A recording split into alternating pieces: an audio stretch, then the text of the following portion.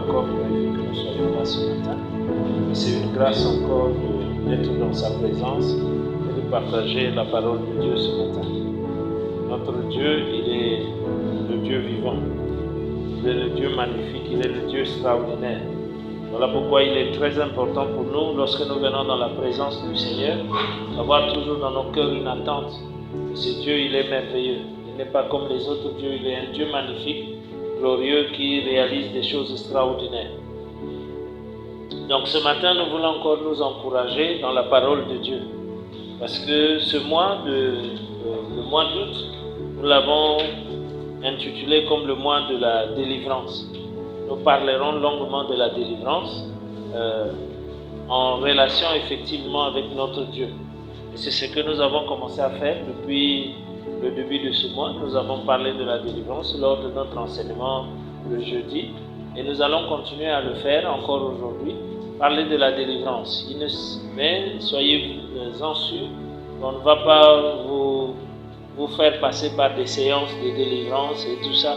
Parce qu'on parle de la délivrance parce que c'est très important en connexion avec notre Dieu, en connexion avec le Seigneur, parce que généralement quand on sert Dieu, il est parfois difficile de connaître quel est le Dieu que nous servons. Or, pour que nous ayons une très bonne relation avec ces dieux, dans les circonstances de notre vie, il est nécessaire que nous connaissions quel est le Dieu que nous servons.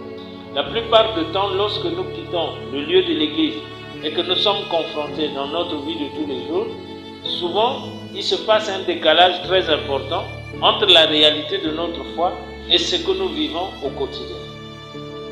Souvent, nous sommes très ébranlés par ce que nous vivons au quotidien parce que nous ne faisons pas la connexion par rapport à la foi entre Dieu et ce que nous vivons au quotidien. Lorsque nous sommes confrontés devant une situation, la plupart du temps, nous commençons à nous interroger et nous cherchons des solutions parfois très loin de notre Dieu. Voilà pourquoi j'aimerais nous parler de la délivrance, que notre Dieu, il est le Dieu de la délivrance. Il est ce Dieu qui nous aime tellement qu'il veut nous délivrer de toutes circonstances et de toutes situations dans lesquelles nous nous trouvons. Amen. L'expérience de ceux qui ont précédé avec Dieu, que ce soit Abraham, que ce soit de Jacob, de Joseph, c'est des personnes qui ont vécu l'expérience de la délivrance de Dieu dans les diverses situations. Donc il est très important que nous connaissions que le Dieu que nous servons n'est pas que nous le servons dans l'église. Le Dieu que nous servons, il est le Dieu qui intervient dans chaque situation de notre vie de tous les jours, peu importe là où nous nous trouvons. Amen. Autrement, si nous n'avons pas cette compréhension, nous allons toujours garder Dieu pour l'église et il n'intervient pas dans nos situations de tous les jours et ça peut être très difficile par rapport à notre vie. Le jeudi, j'étais en train de montrer comment David était toujours sûr que le Dieu qu'il priait était le Dieu de la délivrance qui était capable de le sortir de n'importe quelle situation.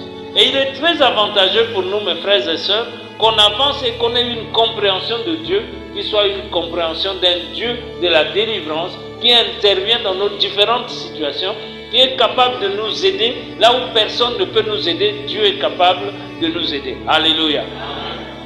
Alors, pour ce faire, ce matin, nous allons prendre un texte, le premier texte dans le psaume 68, et nous allons prendre le premier texte de notre partage d'aujourd'hui, parce qu'il est très important que nous ayons la possibilité de bien comprendre cela.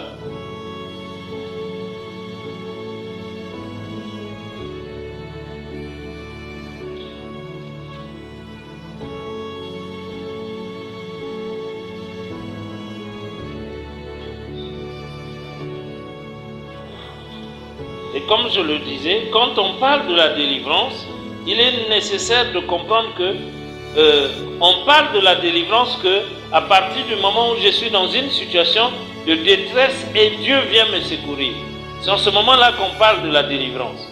La délivrance, c'est la capacité que Dieu a de nous sortir d'une situation donnée pour nous amener dans une situation de liberté. Généralement, lorsqu'on parle de la délivrance, on parle de quelqu'un qui était dans une situation de détresse, une situation d'accablement et Dieu vient le délivrer pour faire quoi? Pour le sortir de cette situation. Est-ce que nous comprenons? Et malheureusement dans l'église, on utilise beaucoup plus le mot délivrance pour ce qui concerne juste chasser les démons. Mais la délivrance n'est pas forcément le point de chasser les démons, mais la délivrance est en relation avec Dieu d'abord, qui veut nous sortir de toutes les situations dans lesquelles nous nous trouvons, qu'il s'agisse des démons, mais la plupart du temps, il ne s'agit pas de démons. C'est souvent des situations qui nous dépassent et dont nous n'avons plus de force, que Dieu vient intervenir pour nous délivrer. Les démons, on peut les chasser, mais il y a des situations dont seul Dieu peut intervenir pour nous sortir de ces différentes situations. Alors nous lisons dans le psaume 68, nous allons lire le verset 20 et le verset 21. Le verset 20 du psaume 68, il est écrit ceci, je peux lire, ça va? Nous avons trouvé. Les autres sont encore en train de chercher, ça va? Ok, si vous avez une Bible et que celui qui est à côté de vous n'a pas une Bible, permettez qu'il jette un coup d'œil chez vous. Parce que la prochaine fois, il viendra avec sa Bible. Qui n'a pas sa Bible, levez la main. Qui n'a pas amené sa Bible? Ok. Il est très important maintenant que nous avons des Android, on amène toujours les téléphones et tout ça, mais il est très important aussi d'avoir sa Bible en papier, en version papier, parce que celle-là peut nous permettre de souligner, de faire des notes et de faire des choses. Donc le verset 21, je pense que tout le monde s'est retrouvé, le verset 20. Béni soit le Seigneur chaque jour. Quand on nous accable, Dieu fait quoi? Quand on nous accable, Dieu nous délivre. Dieu est pour nous le Dieu de quoi? Dieu est pour nous le Dieu de délivrance. Et l'Éternel, le Seigneur, peut nous garantir de la mort. Dieu est pour nous le Dieu de délivrance. Toutefois qu'on nous accable, Dieu est là pour nous délivrer. Et comme je disais souvent dans l'église, la notion de la délivrance a été complètement amputée juste à la délivrance des démons et tout ça. Non. Lorsque nous parlons de Dieu, nous parlons de Dieu de la délivrance. Nous ne parlons pas de Dieu qui est un Dieu, quand il intervient dans nos vies, c'est le Dieu de la délivrance qui veut nous sauver dans les différentes situations que nous nous trouvons dans notre vie.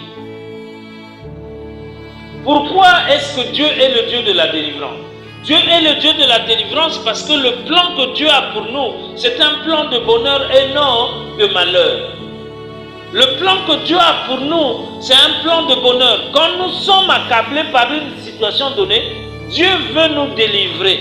Mais pour que Dieu puisse nous délivrer, il faut que nous nous souvenions qu'il est le Dieu de la délivrance. Si nous ne nous souvenons pas qu'il est le Dieu de la délivrance, nous allons continuer à être accablés par la situation et nous plaindre. Lorsque nous nous plaignons de la situation, elle ne peut pas changer parce que nous nous plaignons. La situation ne peut changer qu'à partir du moment où nous savons que Dieu est capable de nous délivrer et nous invoquons le Dieu de la délivrance. Alléluia. Et ici, le psalmiste dit, béni soit le Seigneur chaque jour. Quand on nous accable, Dieu nous délivre.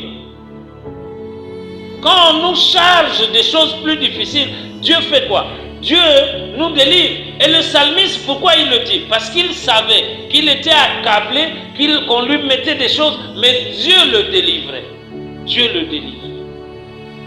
Et nous avons vu dans le jeudi, quand nous étions là, nous avons lu à plusieurs fois le texte d'Exode où Dieu prend l'initiative de délivrer le peuple d'Israël de l'accablement, de la servitude en Égypte. C'est Dieu qui vient délivrer. Moïse n'a jamais délivré un peuple. C'est Dieu qui dit à Moïse, je suis le Dieu qui est venu, je viens pour que je puisse délivrer mon peuple en Égypte.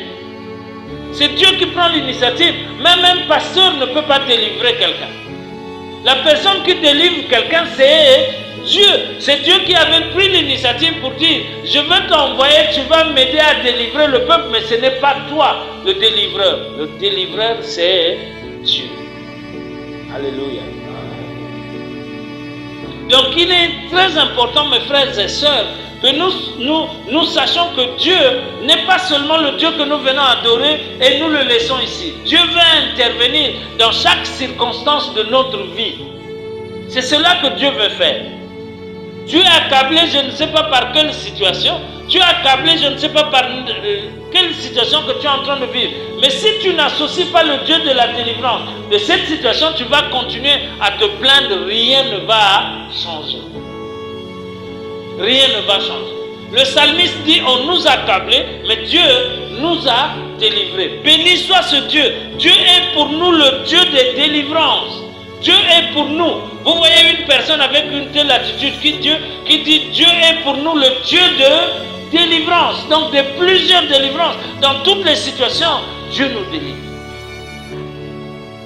Et souvent, la plupart du temps, ce que nous arrive, c'est que nous n'arrivons pas à faire le lien entre Dieu et la situation que nous vivons de tous les jours. Que ce soit dans le lieu de travail, à l'école, à la maison, ma situation de tous les jours, je dissocie Dieu. Et quand tu dissocies Dieu, tu vas être accablé à l'extrême. Parce que, en réalité, tout est fait pour nous accabler. Et la seule personne qui est là pour nous délivrer, il s'appelle Dieu. Mais il est le Dieu de la délivrance et il faut que dans notre esprit, nous disons, nous servons le Dieu de la délivrance. Moi, je ne sers pas le Dieu qui est mort. Je sers le Dieu qui est vivant, qui est capable de me sortir de n'importe quelle situation parce qu'il est capable d'intervenir dans ma vie. Et nous avons vu comment en Égypte, lorsque le peuple sort, Moïse leur dit, Dieu va opérer une délivrance pour vous. Les Égyptiens que vous voyez aujourd'hui, vous ne les verrez plus jamais. Dieu va opérer une grande délivrance pour vous. Pourquoi? Parce que Dieu intervient. Dieu intervient dans nos vies pour opérer une grande délivrance. Ce n'est pas un homme qui est capable de faire quoi que ce soit pour nous, mais c'est Dieu. Pourquoi? Parce que c'est Dieu qui est le sauveur. C'est Dieu qui est le sauveur. Si tu oublies que ton Dieu est un Dieu sauveur, tu vas continuer à te plaindre, rien ne changera dans ta vie. On a besoin de comprendre que Dieu est sauveur. Il n'est pas sauveur seulement parce qu'il m'a sauvé du péché. Non, il est sauveur pour toutes les situations de ma vie parce que c'est lui le Dieu de la délivrance. C'est le Dieu de la délivrance. Vous voyez quand Paul et Silas se sont retrouvés, quand Paul et Silas se sont retrouvés en prison, qu'est-ce qu'ils ont fait? Il y a parfois une mauvaise interprétation. Les gens ont dit, ah non, la puissance de la louange a cassé les fondements de la prison. Il n'y a pas une louange qui peut casser les fondements d'une prison. Il y a un Dieu dans les cieux qui a cassé les fondements de la prison pour délivrer ses serviteurs. Paul chantait parce qu'il savait que dans une telle circonstance, lui, il ne pouvait rien. Voilà pourquoi il louait le Seigneur. Et quand il louait le Seigneur, Dieu, qu'est-ce qu'il a fait? Dieu, dans son amour, étant le Dieu de délivrance, qu'il avait déjà délivré dans d'autres situations, qu'est-ce que Dieu a fait? Il est intervenu d'une manière que l'homme ne pouvait pas intervenir. Alléluia. Parce qu'il est le Dieu de la délivrance. Il est le Dieu de la délivrance. Et Paul témoigne que Dieu m'a délivré, Dieu m'a toujours secouru dans les différentes situations dans lesquelles je me suis retrouvé. Parce qu'il savait qu'il était le Dieu de la délivrance. Et il gardait la foi que Dieu va me secourir, que David était toujours sûr que Dieu va me secourir. Dans ma détresse, j'ai invoqué l'Éternel. Et l'Éternel a fait quoi? Il a répondu. Mais il faut que tu comprennes que le Dieu que tu sers est d'abord le Dieu de la délivrance. Si tu ne le comprends pas, tu vas toujours te plaindre auprès des hommes. La situation ne change pas. Mon frère, ma soeur, tu as un Dieu qui agit sur des situations.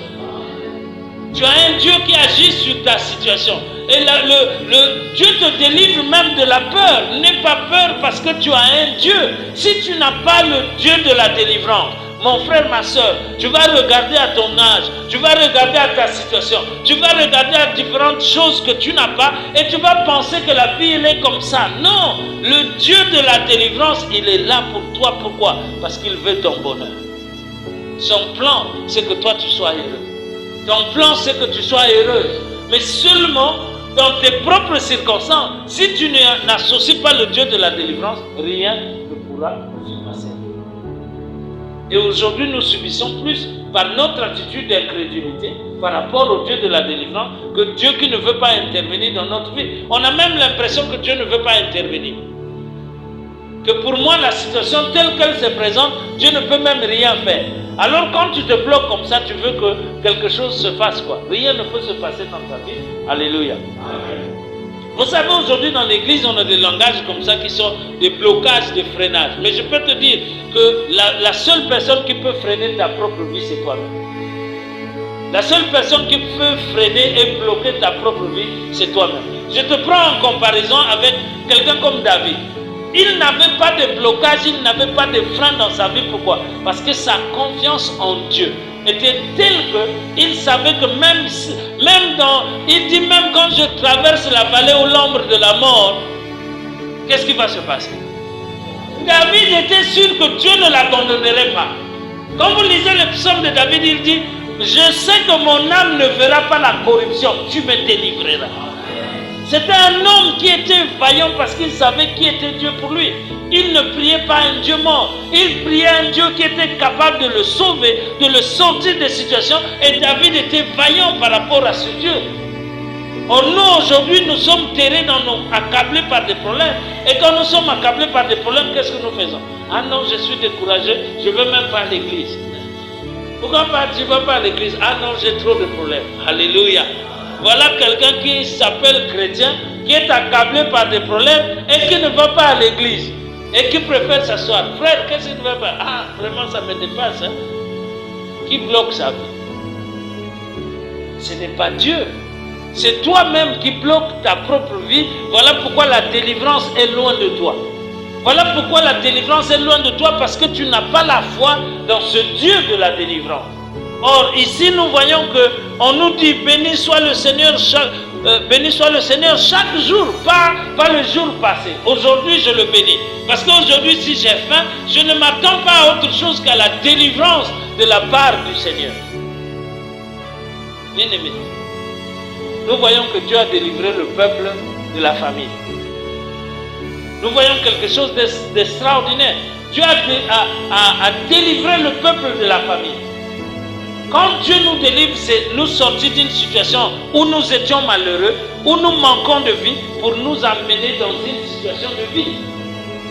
Il nous a délivrés de ténèbres pour nous transporter dans un autre royaume. C'est ça la délivrance de la part de Dieu. Quand on chasse un démon, ça ce n'est pas un problème, on chasse un démon. Mais il faut que tu saches que tu as le Dieu de la délivrance. Autrement, si tu ne sais pas, bien aimé, tu seras câblé par toutes les situations de la vie et tu vas commencer à accuser les gens. Vous savez, parfois, on arrive ici, on dit, on n'a pas prié pour les gens. Ah, moi, j'étais dans l'église, là, on n'a pas prié pour moi. Bien aimé, on peut beau prier pour toi, mais si tu n'as pas toi-même une attitude de quelqu'un qui reconnaît, de quelqu'un qui est là pour reconnaître que Dieu est avec lui, il y aura un problème avec toi-même. Il ne s'agit pas de l'église, il s'agit de toi. Il s'agit de comment est-ce que tu comprends Dieu. Si tu ne le comprends pas trop bien, tu vas te réaliser qu'il est comme s'il est favorable à quelques-uns. Pour toi, il n'est pas favorable. Non, il est favorable à tout le monde. La seule différence, c'est l'attitude. Comment est-ce que moi je considère Dieu par rapport à mes circonstances de vie? Même si je n'ai pas d'argent aujourd'hui, je sais que Dieu va m'aider. Mais toi, si tu n'as pas d'argent, comment est-ce que tu considères la situation? C'est ça la différence. Alléluia. Tu peux venir trouver quelqu'un qui est comme ça. Oh, ma soeur, qu'est-ce qu'il a? Tout là, vraiment, je suis dépassé. C'est la même situation.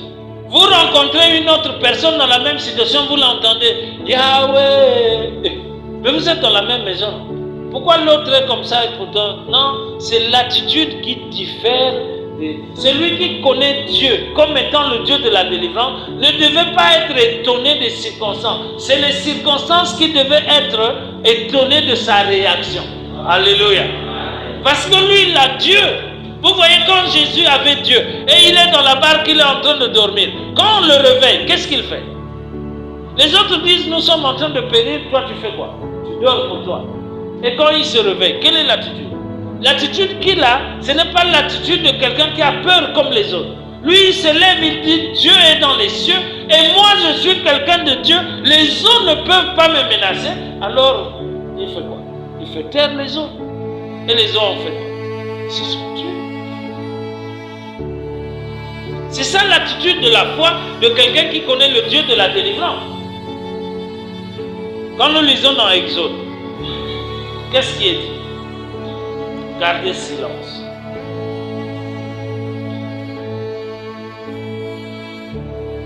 Exode 14, le verset 13. Je suis en train de revenir dans ce passage de plus en plus. Exode 14, le verset 13, on l'a lu à plusieurs reprises.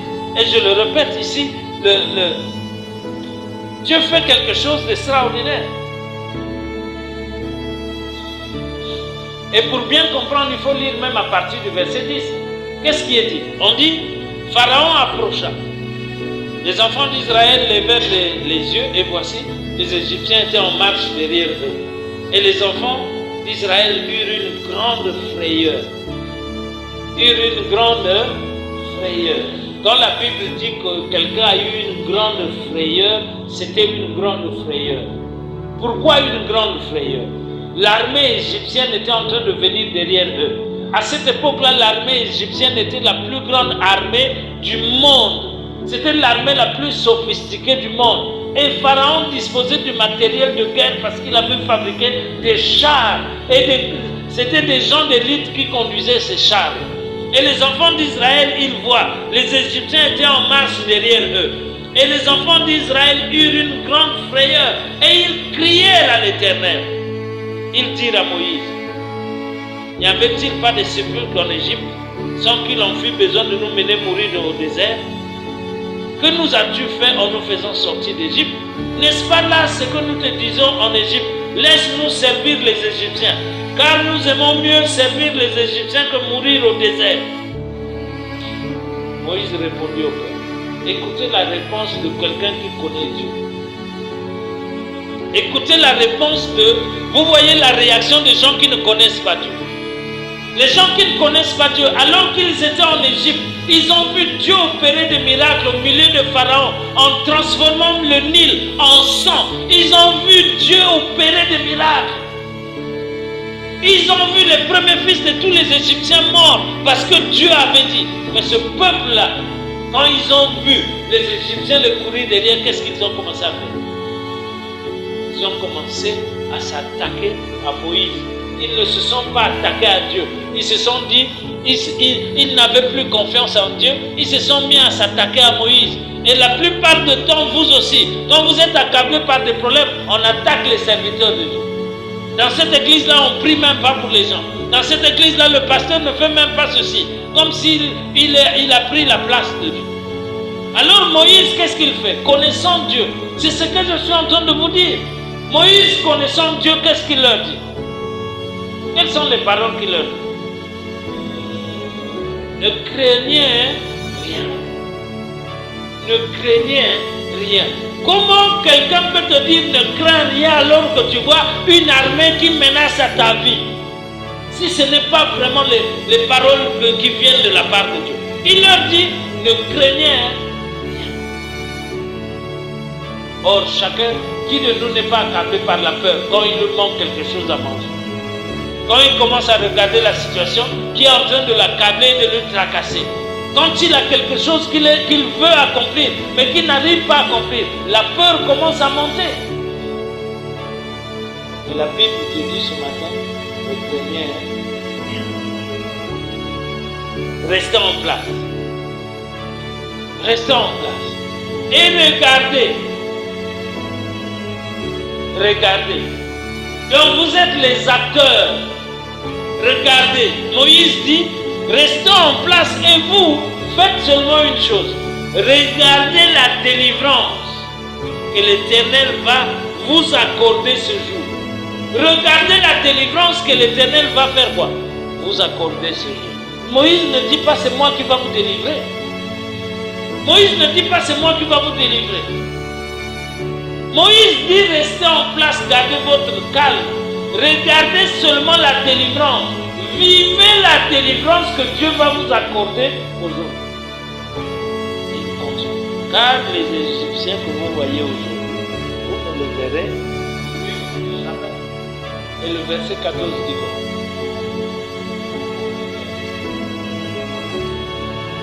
L'Éternel combattra pour vous et vous gardez quoi? Silence. Bien-aimés, nous, voilà pourquoi on vous dit souvent, il n'est pas très important de se dire, je vais aller au combat. Tu ne peux pas aller au combat contre Pharaon. Il n'y a que Dieu qui peut combattre Pharaon. La seule chose pour toi que tu as besoin de faire, c'est de faire quoi? Avoir confiance en ce Dieu-là. Que la circonstance que tu es en train de vivre, tu sortiras vainqueur. Non pas à cause de toi, mais à cause de lui. À cause de lui. Parce que celui qui est en toi est plus fort que celui qui est dans le monde. La victoire qui triomphe du monde, c'est notre foi. Quand nous avons la foi, même le diable, la Bible nous dit quoi? Résistez-le avec une foi ferme et il fera quoi? Il fuira loin de vous. Pourquoi on doit le résister? C'est la foi ferme. La foi en qui? La foi en ce Dieu qui est le Dieu de la délivrance. Et Moïse dit au peuple, l'Éternel combattra pour vous. Ce n'est pas votre combat. Ce n'est pas votre combat pour que tu prennes les... tu entends un chrétien, faya, faya, faya. Ce n'est pas ton combat pour que tu commences à envoyer les faya chez les gens. On te dit de garder silence. Pourquoi ce peuple-là ne s'est pas mis à se gesticuler comme nous, on nous enseigne aujourd'hui, combat, combat, allez, prends la force. Tu prends des formes, allez, envoie. Personne n'a envoyé. Dieu lui-même a pris soin de faire quoi? Combattre ce peuple. Et il leur dit gardez silence. Ce que Dieu va opérer aujourd'hui, c'est au-delà de vos forces. Ce que Dieu va faire aujourd'hui, c'est au-delà de l'imagination. Tout le monde entier saura qu'il a un Dieu, que vous avez un Dieu, qu'il a un Dieu qui délivre, qu'il a un Dieu qui peut sortir un peuple de la servitude pour le conduire dans sa promesse. C'est cela, mes bien-aimés. Gardons silence. Mais il faut nécessairement que quand tu vis ta vie, tu arrives au boulot, on te dit à un dossier qui s'est perdu. Et c'est toi le responsable. Que tu ne paniques pas. Que tu ailles dans un coin, tu dis Seigneur, je sais que ce dossier est quelque part. Et quand les gens viennent voir, tu es serein. Ce n'est pas, oh le dossier s'est perdu aujourd'hui, on va même enlever. Qui va t'enlever? Tu commences à tourner, tu commences à paniquer, tu entends une nouvelle, quelqu'un est en train de dire quelque chose. Tu as le Dieu de la délivrance. Tu es en train d'attendre des notes à l'école ou bien un professeur est en train de dire, il est en train de faire des... Toi, tu as le Dieu de la délivrance. Comment il va faire, toi, tu ne sais pas. Et Dieu, si tu crois en lui, tu verras la gloire. J'aime ce que Joseph disait à ce frère. Lorsque les frères de Joseph sont venus en Égypte, il leur dit allez, quand les frères de Joseph ont vu la grandeur de Joseph en Égypte, ils ont dit, tiens, ça c'est le gars que nous on a vendu. Et ici nous sommes lui. C'est lui qui a le pouvoir. Et Joseph leur dit, je suis au-dessus de Pharaon. Alors Joseph leur dit, non, ne vous accablez pas, ce n'est pas vous. En fait, vous avez fait qu'exécuter ce que Dieu avait prévu. Dieu m'avait envoyé ici pour vous délivrer. Ce n'est pas vous. Vous avez fait exécuter un plan que vous ne connaissez pas. Mais Dieu m'a fait précéder ici pour vous délivrer, que vous ne périssez pas de la famille. Vous voyez un peu? Qui de nous peut interpréter des choses s'il ne connaît pas le Dieu de la délivrance de cette façon? Frère, quelqu'un t'a fait un petit mal et tu as l'occasion de te venger. Tu entends Bambouna. C'est déjà des chansons que vous entendez. Voilà pourquoi je vous interdis, ne chantez pas des chansons où vous avez des bangounas. Pourquoi? Parce que Dieu qui intervient, qui combat pour vous, c'est un Dieu qui utilise les gens à sa guise. Et il ne te donne pas l'autorisation de les interpréter comme les ennemis. Sinon, Joseph aurait interprété ses frères comme étant les pires ennemis. Ils l'ont vendu. Pendant qu'il les supplié, ils l'ont pris, ils l'ont vendu. Mais Joseph, quand il se retrouve avec eux, ils l'ont dit, non, non, non, c'est pas vous. C'est Dieu. C'est Dieu. Sinon, nous, on aurait dit, ah, vous êtes ici. Tu vois comment Dieu même rend les ennemis en prison à genoux devant moi.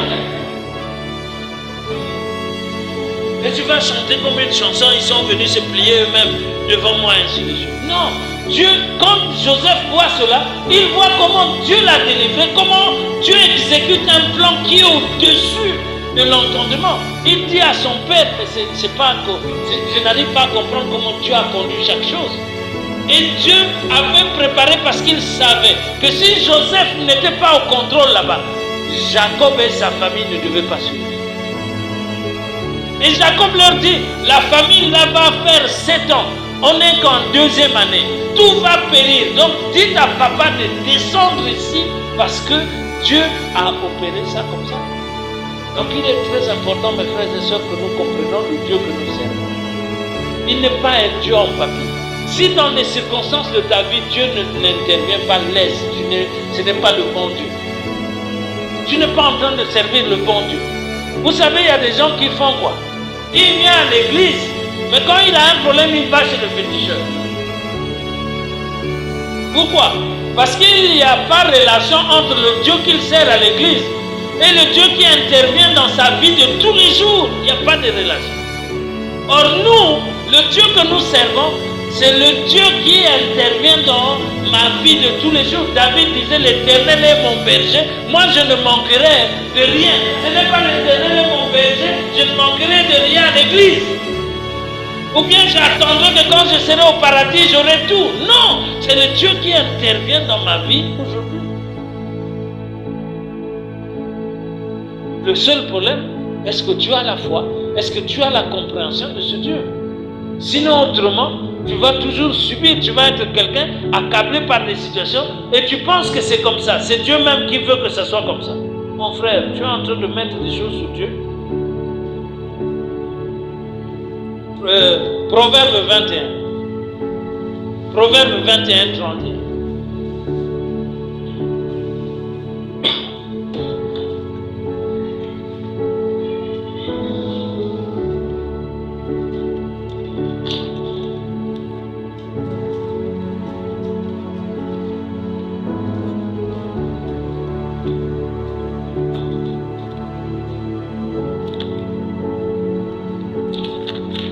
Proverbe 21, 31, il dit ceci.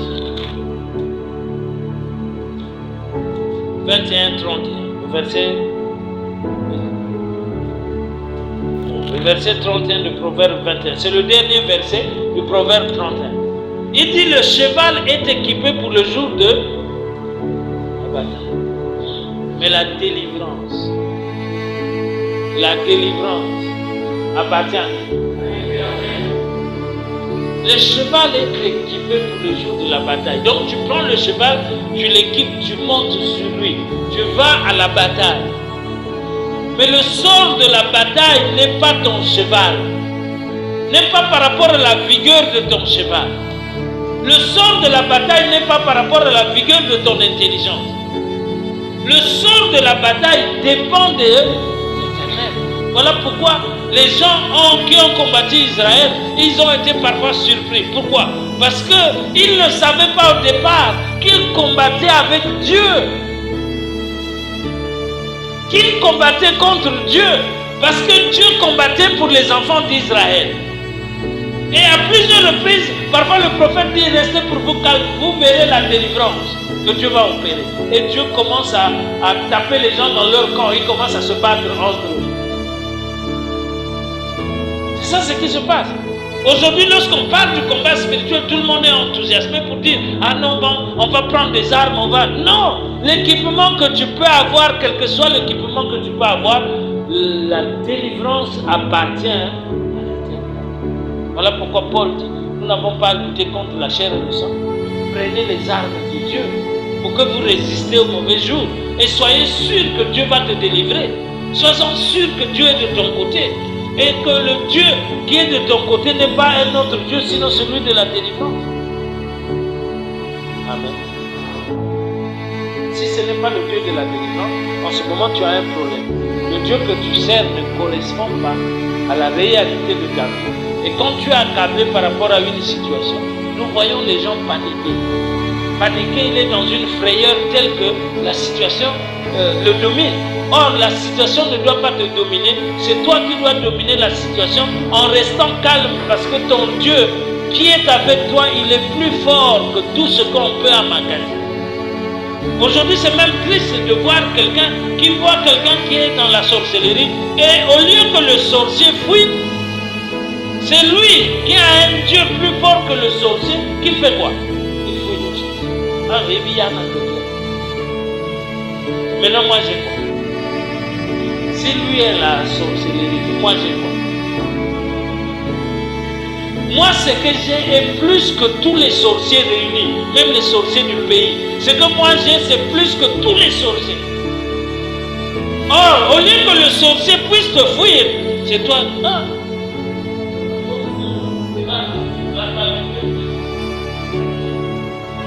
Maintenant, si lui, toi ne blagues pas avec lui, maintenant toi qui vas. Donc, chacun peut blaguer avec toi. Toi, tu n'es rien. Parce que nous n'avons pas compréhension de qui Dieu il est.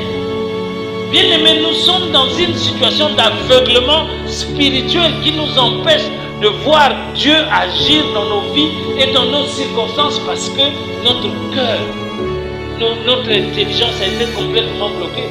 Bien-aimé, le Dieu que David sert, c'est le Dieu de la délivrance. David n'aurait jamais remporté toutes ces batailles-là s'il n'avait pas confiance que le Dieu qu'il servait, c'est le Dieu qui intervient dans le quotidien de sa vie de tous les jours. Et qu'il était supérieur aux autres, non pas à cause de son intelligence, ni à cause de sa beauté, mais à cause de Dieu qui était toujours là. C'est là la réalité. Donc si tu n'as pas ça, que dans ta situation, là Dieu est là-dedans, bien aimé, va être en train de subir, être accablé par les situations. Nous portons des fardeaux que nous ne devons pas porter. Il a dit d'ailleurs, vous qui êtes, venez à moi, vous qui êtes chargés, et moi je vous donnerai quoi? Du repos. Nous avons besoin de prendre son joug qui est léger et prendre le repos. Non pas porter des choses parce que Dieu, non. Les situations de ta vie, quel que soit ce que tu es en train de vivre aujourd'hui, laisse-moi te dire que Dieu est capable de te délivrer. Et que la chose la plus importante que toi tu as besoin de faire, c'est de croire en Dieu. De croire en Dieu, qu'il est le Dieu de la délivrance. Et que même il y a des choses que toi tu ne sais pas comment ça va se passer. Je disais aux gens, j'ai dit, vous savez, Dieu montre une vision à l'apôtre Paul. Dans la nuit, il dort, il voit un Macédonien qui dit, viens secours-nous. Paul résolut avec son équipe de missionnaires que Dieu nous appelle en Macédoine. Il prend les Luc et les autres, il les embarque pour la Macédoine. Ils arrivent là-bas, il n'y a pas le missionnaire qu'ils avaient vu en rêve. Il n'y a pas le Macédonien qu'il avait vu en rêve. Qu'est-ce qu'il trouve? Il trouve une femme qu'on appelle Lydie. Et quand il délivre une femme, on le bat de coups, on le fout en prison. Bien aimé, toi et moi, on aurait dit quoi? En ce moment, toi et moi, on aurait dit que Dieu, effectivement, est avec nous à la mission là. Je suis sûr que quelqu'un aurait dit, ah, pasteur, moi, après la bastonnade là, vraiment, je ne crois plus à tes visions. Et je ne suis même pas sûr qu'elle vient de Dieu. Ça, c'est sûr que tu rêves. Parce qu'il n'y a aucun indice qui montre que vraiment Dieu est là-dedans. Mais qu'est-ce qui s'est passé? Qu'est-ce qui s'est passé? On les fout en prison. On les a d'abord bien bastonnés. Parce que quand les Grecs là te tapaient les 50 coups moins 1 là, on les a bien bastonnés à les jeter en prison. Pendant qu'ils sont en prison, Paul se met à chanter. Ah! Il se met à louer le Seigneur avec Silas. Il loue le Seigneur parce qu'ils étaient contents d'avoir été bastonnés pour l'œuvre du Seigneur. Contents d'avoir été bastonnés. Pendant qu'ils louent le Seigneur, tous les prisonniers entendent deux messieurs qui sont en train de louer le Seigneur. Tout d'un coup, on entend un bruit qu'ils n'ont jamais entendu dans cette vie. On dit les fondations de la prison. On ne sait pas comment cette prison était bâtie. Peut-être la fondation était de pierre parce que quand les Grecs là se mettaient à bâtir des choses, alors on entend les fondations de l'édifice s'écrouler. Donc comme un tremblement de terre mais qui n'a affecté que la prison. Même la maison du gardien qui était à côté n'a pas rien eu. Seulement la prison a tremblé, ça s'est fondu, les portes se sont ouvertes.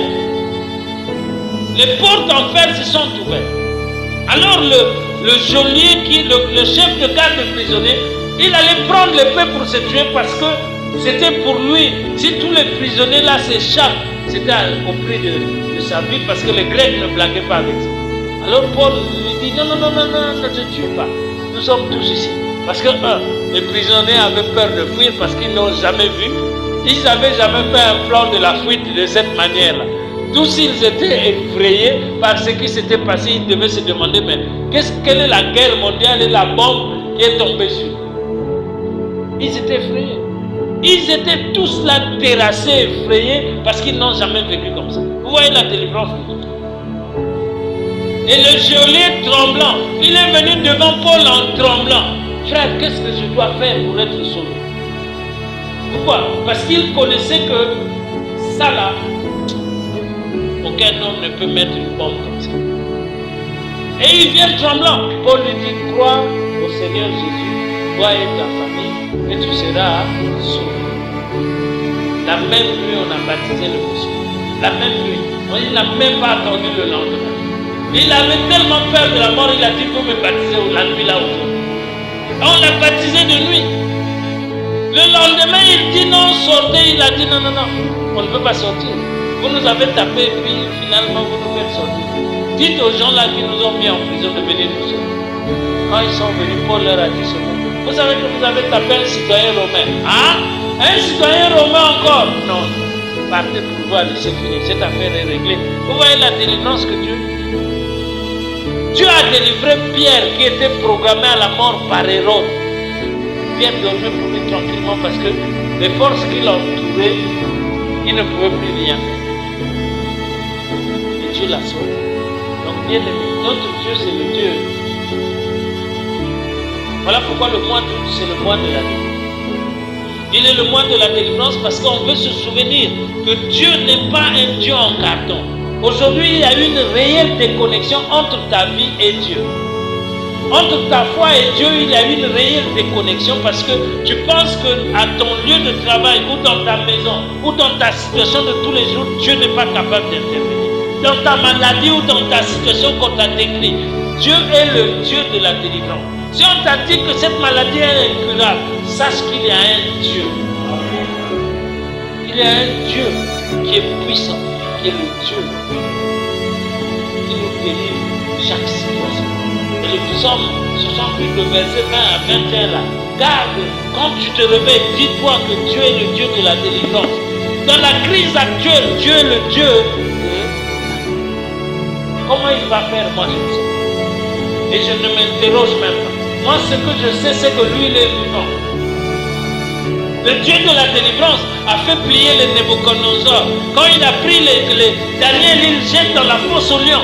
Et il voit que Dieu l'a délivré. Il dit tout le monde va adorer le Dieu de Daniel. Parce qu'on n'a jamais vu ça.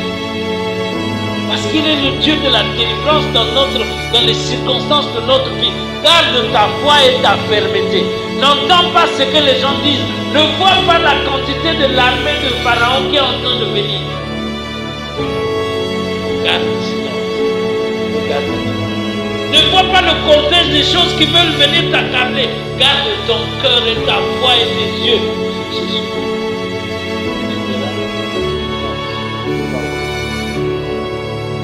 Les choses qui te menacent, ça ne viendra plus jamais. Tu as besoin de garder ta foi. Il est le Dieu de la délivrance. Ferme tes oreilles d'écouter ce que les hommes sont en train de raconter. Même sur ta propre vie, à Sarah Kaboïté, il n'a pas ceci, il n'a pas cela. Ferme tes oreilles, regarde le Dieu de la délivrance. Ne te dis pas que ma vie s'est arrêtée. Ta vie ne s'arrête pas parce que le Dieu qui est avec toi, bien aimé, souvent je dis, en un jour, Dieu peut faire rattraper quelqu'un le retard de 45 ans. 1000 ans devant Dieu, c'est comme un jour. Donc en un seul jour, Dieu peut faire de toi quelque chose que tout le monde dit, oh, ça sort. C'est pas possible. Pourquoi? Parce que tu as comme l'impression que, vous voyez, quand on marche dans la vie comme ça, on a comme l'impression, un tel m'a dépassé. Lui aussi qui était derrière là m'a dépassé. Un autre aussi te dépasse. Non, maintenant il a même des villas. Tu vois, oh, mais lui, il est maintenant aux États-Unis. Et moi là, finalement, ma villa, c'est quoi? Tout le monde me dépasse.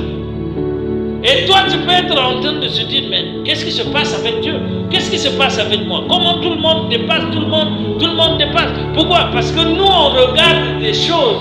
Que bon, quelqu'un a eu un bon travail, il gagne combien? 2 millions. Oh, il a déjà des voitures, donc il m'a dépassé. Il avance. Il a eu encore ceci, il a eu encore cela. Il avance. Et toi, tu commences à regarder, surtout quand il vient te voir. Mais toi, c'est comment? Ah! Moi, je suis toujours là où vous m'avez laissé là. Les pas, ce n'est pas les mêmes. Hein? Moi, c'est comme si avec l'escargot ou la tortue là qu'on est en train d'avancer, c'est terrible. Et dans ton cœur, tu peux faire naître quelque chose en se disant, mais Dieu que je prie depuis des années là, il est où? Dieu que je prie depuis des années, il est où? Pourquoi même les gens qui ne prient pas? Parce que souvent même ceux qui ne prient pas peuvent te dépasser. Waouh, il est, et c'est le tour déjà loin là-bas. Bien aimé, c'est en ce moment-là que tu as besoin de savoir que le Dieu de la délivrance, il opère des choses de manière extraordinaire que les hommes ne peuvent jamais comprendre. Quand Dieu va intervenir, même ceux-là que tu croyais qu'ils t'ont dépassé, ils viendront dire eux. Donc c'était ça. C'est vers toi maintenant qu'ils vont se retourner vers la distance pour dire vraiment, mais on a besoin de toi. Mais moi je pensais que c'est vous qui avancez. Ils vont dire non, nous on a besoin de toi. Pourquoi? Parce que Dieu a opéré dans ta vie. Dieu a fait quelque chose. Quand Dieu fait quelque chose, c'est extraordinaire. Vous voyez la vie de Joseph quand il s'est retrouvé de l'autre côté. C'était extraordinaire quand il s'est retrouvé en Égypte. Les autres, quand ils sont venus, ils ont dit, quand Joseph dit c'est moi Joseph, ils ont dit oh. Les frères ne pouvaient même plus, ils n'avaient rien dit. Donc Joseph a dû expliquer c'est moi parce qu'ils étaient stupéfaits. Comment nous avons vendu quelqu'un? Nous l'avons considéré comme mort.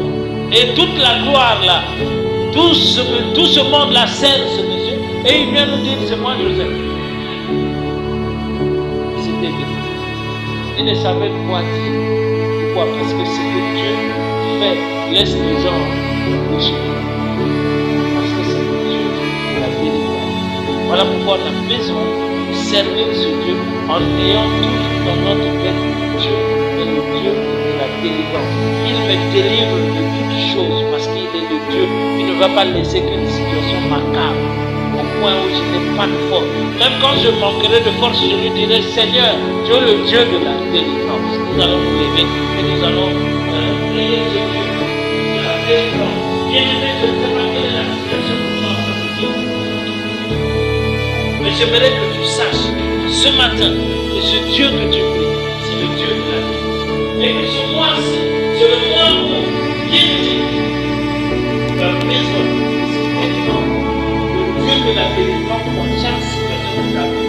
Le Dieu de la délivrance dans ta vie. Le Dieu de la délivrance dans